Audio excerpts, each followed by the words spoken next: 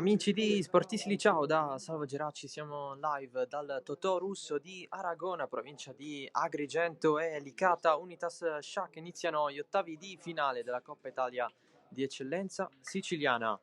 Col mancino parte la traiettoria di Licata, l'arbitro dice un'altra volta aspetta, è calcio di rigore. Intervento falloso su Pierce che si va a prendere il pallone.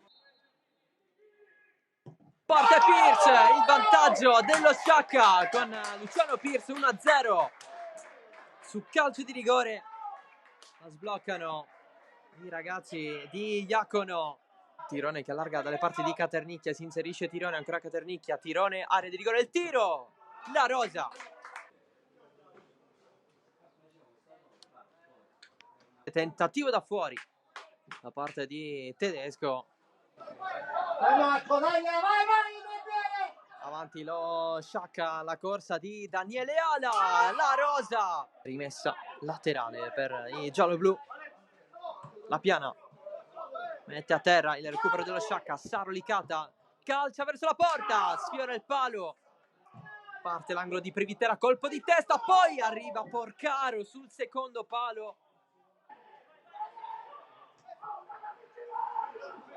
Greco, cross in mezzo, girata di testa di Maitini sul fondo. Il cross di Tedesco, colpo di testa di Maitini, finisce largo.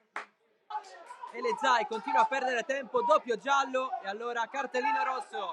Se l'è cercata il portiere dello Sciacca che rimarrà in 10.